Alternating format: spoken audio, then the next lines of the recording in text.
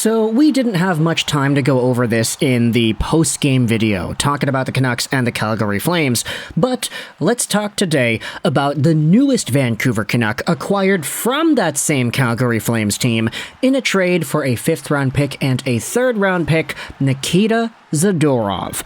Because when it comes to everything revolving around this big Russian left-handed defenseman, there are a few extra things that we could note. We can talk about the relationship he had with the Calgary Flames, the reason why he requested a trade, and how everything has led to his new favorite team, or at least maybe his favorite team ever since he was a kid before making the NHL, the Vancouver Canucks.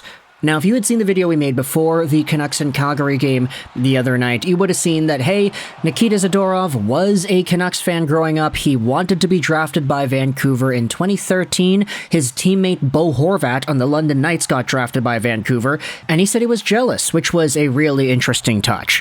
Turns out he liked the Sedins, he liked Naslund when he was growing up, so there's a nice connection over there. But after Nikita Zadorov played off against the Calgary Flames, we did see ourselves a pretty good set of skills, honestly.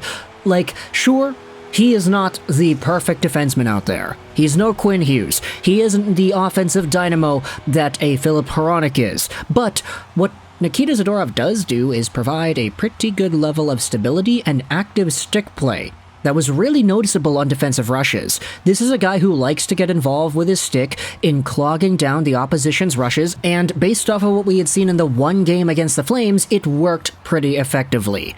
Now, you could say that we are still waiting for Zadorov to have a quote-unquote bad game with the Vancouver Canucks, because based off of his time in Colorado, based off of his time in Calgary, these types of things are inevitable. It's an up-and-down process for defensemen who play the way Zadorov does. As we had said, he's kind of like Tyler Myers, but more extreme. His highs are higher, his lows are lower, and the inconsistencies are there too. He also happens to be a pretty good interview and a very cool personality to listen to. We had already known about this from how outspoken he was as a member of the Calgary Flames, but even in his homecoming game against that same Flames team, there was that moment towards the end where he shot the puck into the empty net. They gave him the goal initially, saying, oh, Nikita Zadorov had the dagger. He scored the game-winning goal against his old team. Wow, that's so amazing. But Zadorov went out there in the interview immediately afterwards and said, no, that wasn't me, that was Pettersson, he touched it, I'm not going to get the goal, they're going to change that. Like, way to spoil a story there, Nikita, but good on you for being honest.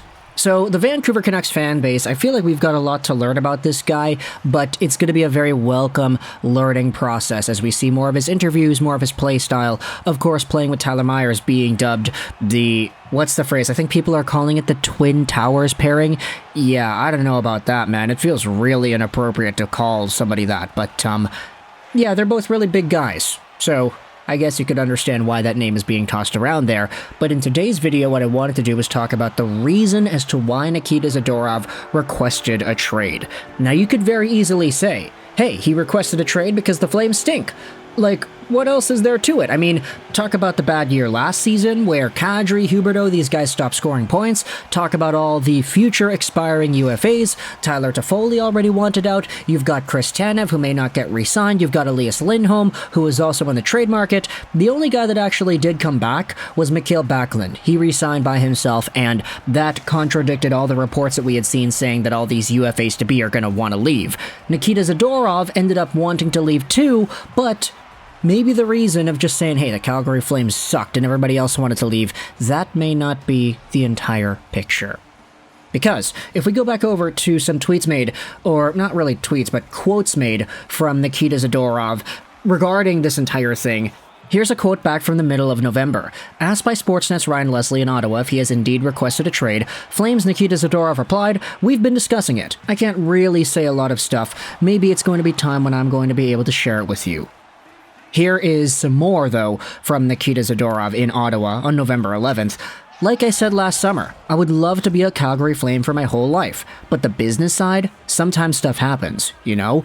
My agent has to protect me at some points, for sure. Now, we know his agent, Dan Milstein, Gold Star, also represents Andrei Kuzmenko, Ilya Mikheyev, a bunch of Vancouver Canucks, so there is a certain level of camaraderie there between the Gold Star clients. But it is interesting where Zadorov notes directly that, yeah, he wanted to be a Calgary Flame for life. This is a team that he wanted to stick around with, despite bouncing around from Buffalo to Colorado to eventually the Flames, of course. This is a guy who wanted to stay in Alberta. But whatever changed with that? Well, we have ourselves some more quotes going out there addressing that claim. Eric Francis tweeted this out 2 days ago. Asked what changed between his postseason declaration that he'd like to be a Flame for life and his trade request, Nikita Zadorov was forthcoming. I haven't got a contract offer. Did he wish his trade request was handled privately? No. I'm happy where I'm at right now. And with that in mind, we now know why it is that Nikita Zadorov requested a trade. Not necessarily because the Flames stunk, not necessarily because Toffoli left, not necessarily because everybody was saying that Lindholm, Tanev, Markstrom, and everybody else were going to leave too, but rather, Nikita Zadorov really wanted to stay, they just didn't give him a contract offer. They didn't want to see him through, all the way until next season and beyond. That could be seen as somewhat of a slap in the face, and there is a similar situation down there in Florida where we've seen almost the exact same thing happening.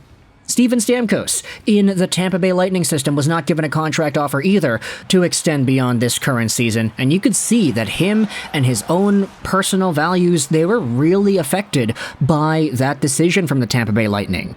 We had seen earlier in the year that Steven Stamkos was really upset that they didn't give him a contract offer. And to a lesser magnitude, this is the same thing that happened with Nikita Zadorov.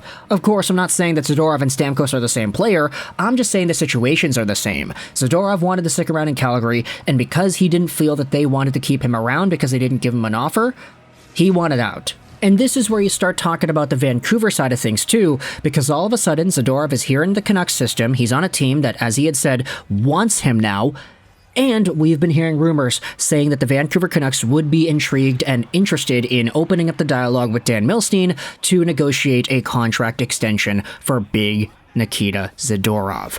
There's already conversation going on asking if they could get this done. And because there is that value, there is that intrinsic sort of commitment to the player that you're verbally expressing by saying, hey, we want to get the contract signing done.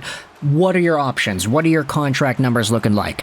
Because there's already dialogue there, it's easy for the player to say, hey, this is a team that wants me. They traded for me, and now they're talking about negotiating to sign me. Like, that's a green flag. I like it here. I want to stick around. I mean, if the guy was willing to stay in Calgary of all places, there's probably an incentive that says he wants to stay in Vancouver too if given the opportunity.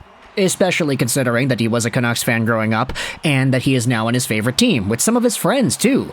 I'm not too sure how intrinsically involved Vasily Podkolzin is in the Dan Milstein Gold Star Vancouver Canucks Russian squad, mostly because, he's not on the team right now, but I mean, they did talk about Vasily Podkolzin and Andrei Kuzmenko having a little bit of a good friendship there, Kuzmenko babysitting Podkolzin's kid, etc., etc., so if you assume Kuzmenko, Mikheyev, Zadorov, they're already tight, there's no reason to say that Podkolzin wouldn't be involved too, once he eventually gets back onto the Vancouver Canucks, right? So Nikita Zadorov is on a team with his buddies, he's on a team that's wanting to extend him, he's on a team that traded for him, and this is a team that will very much appreciate his presence, especially when Tyler Myers leaves. Like, if Tyler Myers does not re-sign, there's going to be a severe lack of draft on the Canucks blue line, and Nikita Zadorov definitely provides that aspect too. So let me know your thoughts in the comment section below about the reasons being revealed as to why Nikita Zadorov requested the trade. Does it surprise you that it doesn't really have anything to do with team performance? More so just with the levels of personal respect that Zadorov felt was not upheld in these conversations? Let me know your thoughts in the comment section below. I hope you enjoyed this video. And bye.